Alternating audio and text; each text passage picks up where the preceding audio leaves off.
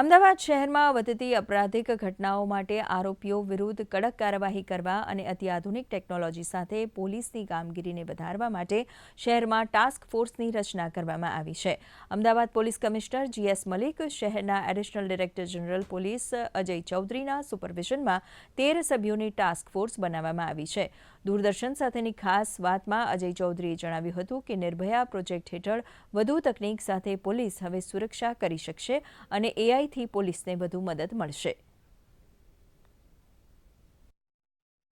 અમદાવાદ શહેરમાં નિર્ભયા પ્રોજેક્ટ અંતર્ગત વિભિન્ન પ્રકારનું ICT કમ્પોનન્ટ લગાવવામાં આવેલ છે.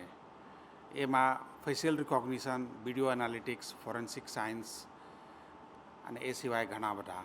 એની પ્રોપર ઉપયોગ થાય, પોલીસ જવાનો અને અધિકારીઓ એના 100% ઉપયોગ કરે અને પોલીસને તપાસમાં મદદ થાય, ગુનો ડિટેક્ટ થાય એના માટે અને ટ્રેનિંગ આપવા માટે પોલીસ જવાનોને એ ટાસ્ક ફોર્સની રચના કરવામાં આવેલ છે.